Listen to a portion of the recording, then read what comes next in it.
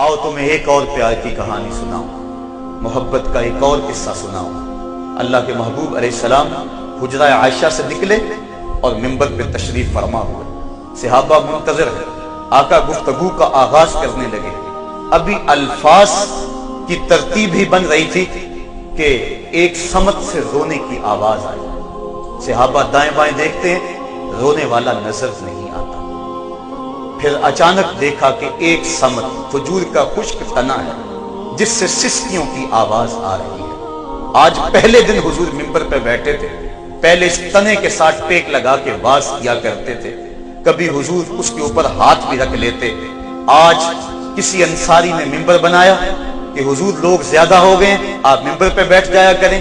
तने को उठा के एक समत रख दिया और हुजूर के लिए मिंबर बिछा दिया।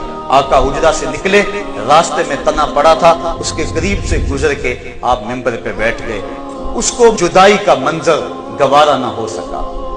फसाहन नखलतो स्याह सभी, वो खजूर का तना इस तरह रोता है जिस तरह बच्चा बिलक के रोता है। बल्कि हजरत जाबिर रज़ी अल्लाह ताला अन्हु से रिवायत है, वो फरमाते हैं कि कहानी ने नाकातिल खुलूज, जिस तरह ऊँटनी का बच्चा बिछड़ जाए और वो चीखे मारती है, हमने उसको इस तरह रोते हुए देखा। और बुखारी शरीफ के अंदर रिवायत है कि इस कदर रो रहा था, सहाबा को लगता था कि फट जाएगा।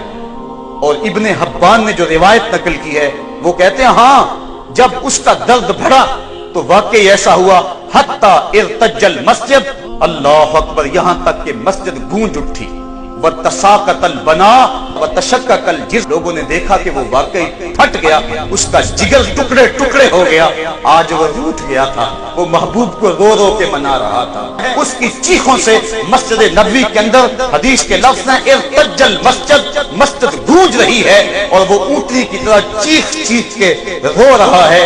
फिर क्या हुआ, आका करीम मिंबर से नीचे तशरीफ लाए और एक हदीस के लफ्ज़ हैं, फवादा यादाहु अलैहि, हुजूर ने आके अपने उस आशिक़ ज़ार को तसल्ली देने के लिए उसके ऊपर हाथ फेरना शुरू किया। और दूसरी हदीस के लफ्ज़ हैं, फज़म्महु, हुजूर ने उसको अपनी बाहों में ले लिया। जब हुजूर ने उस खुश्क तने को, ये कोई अफसाना नहीं, एक सच्ची कहानी कुतुब सहा में मौजूद है, हुजूर की याद के अंदर एक दरख्त तड़प रहा है, जब आका करीम ने उसको अपनी बाहों में लिया तो उसने ज़ारों के तार रोना शुरू कर दिया। एक रिवायत में आता है, जिस तरह बिछड़ा हुआ बच्चा अपनी माँ की गोद में आ जाए और उसकी हिचकियां बन जाती हैं, सहाबा कहते हैं हमने अपने कानों से उस तने से हिचकियां भी सुनी।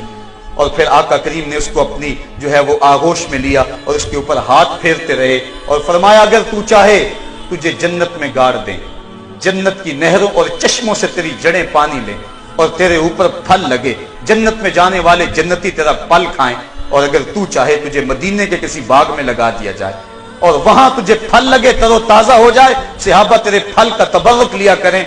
लेकिन उसने जन्नत वाला सौदा कबूल किया, क्योंकि जन्नत में हुजूर के साथ दायमी उसको कुर्बत मिल जाएगी। आका करीम ने उसको दफन करने का हुक्म दिया। सब सहाबा रो रहे हैं, आका करीम फिर दोबारा मिंबर पे तशरीफ लाए। आका करीम ने सहाबा को देखकर फरमाया, लो लम अफ़अल हाज़ा लहन्ना इला यौमिल क़यामा, सहाबा अगर मैं मिंबर से उतर कर अपने इस आशिक़ ज़ार को तसल्ली न देता, ये क़यामत तक यूं ही रोता रहता। ये है मोहब्बत रसूल, कायनात का एक एक जर्रा हुजूर की मोहब्बत में जल रहा है। कहीं फरमाया, ओहद जबलुन युहिब्बुना व नुहिब्बुहु, ओहद ऐसा पहाड़ है जो हमसे प्यार करता है, हम उससे प्यार करते हैं। तो कायनात का एक एक गोशा, कायनात का एक एक जर्रा मुस्तफ़ा करीम अलैहिस्सलाम से प्यार करने वाला है।